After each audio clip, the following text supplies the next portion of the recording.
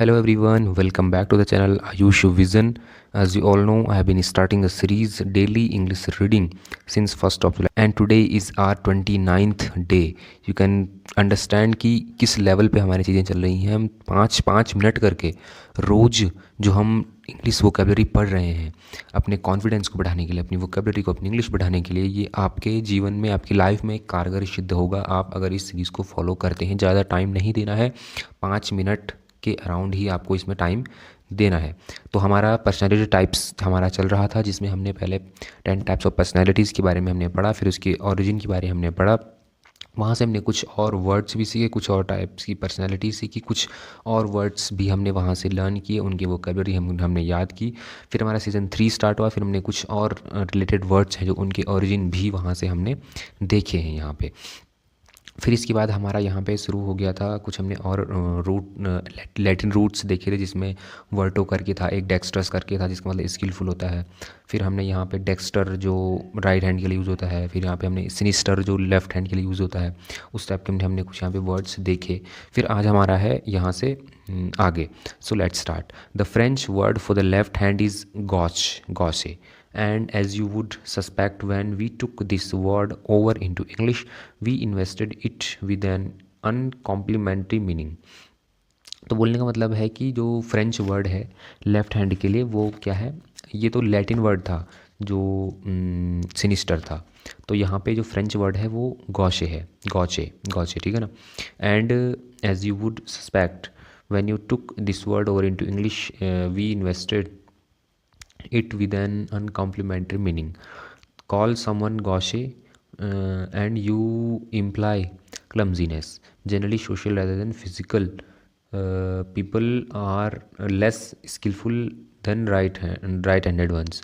तो बोलने का मतलब है कि यहाँ पे जो गौशे है ये एक तरह से सस्पेक्ट मतलब डाउट दिखाता है। जब आप किसी को गौशे गौचे करके मतलब पुकारते हैं, बोलते हैं, तो एक तरह से डाउट, सस्पेक्ट या अनस्किलफुल, जो उतना स्किलफुल नहीं है, उतना परफेक्ट नहीं है, उतना मतलब कंप्लीट नहीं है, वो क्लमजीनेस है, थोड़ा ऑकवर्ड है, अभी नोवाइस है, मतलब अभी एक तरह से बेढंगट भी तो नहीं बोल सकते, पर अभी नयापन है उसके अंदर, मतलब अभी स्किलफुल नहीं है। Rather than physical, we were right back to our age old misconception that left handed people are less skilful than right handed ones. तो एक तरह से मिसकंसेप्शन भी बना है कि लेफ्ट हैंडेड होते हैं जो राइट हैंडेड से थोड़ा कम, यहाँ पे हमें वो स्किलफुल दिखते हैं। A gauche remark is tactless, a gauche offer of sympathy is so bumbling as to be embracing gaucher is an awkward, clumsy, tactless, embarrassing way of saying things or of handling situations. The gauche person is totally without finesse. तो बोलने का मतलब है कि जो गौशे है ये एक तरह से अनस्किलफुल लोगों को डिनोट करने के लिए यूज़ किया जाता है, और एक ऑफ़र करता है एक सिंपथी कि आप एम्बेरसमेंट हैं, मतलब एक तरह से आप ऑकवर्ड हैं, क्लमजी हैं, अपने उतने स्किलफुल नहीं हैं, तो एक तरह से सिंपथी भी आपको मतलब आपकी एक तरह से दयनीय वाली स्थिति को भी यहाँ पे डिनोट किया जाता है इसमें। And the French word of for the right hand is Druitt. Druitt word है जो फ्रेंच में राइट हैंड के लिए यूज होता है, droit, which have use to in building our English word and adroit. Needless to say, adroit like dexterous means skillful, but especially in the exercise of the mental facilities. तो बोलने का मतलब है कि जैसे वहाँ पे डेक्स्टर था, तो यहाँ पे फ्रेंच में क्या है, वो ड्रॉइट है, और हमने यूज़ किया है इंग्लिश में एड्रॉइट। जो एड्रॉइट होता है, एड्रॉइट का मतलब होता है एक तरह से स्किलफुल, ठीक है ना। नीडलेस टू से, जिसे मतलब किसी की ज़रूरत नहीं है, एक तरह से खुद में परफेक्ट एक्सपर्ट है, लाइक डेक्स्ट्रस है जो वहाँ पे स्किलफुल है, ठीक है ना।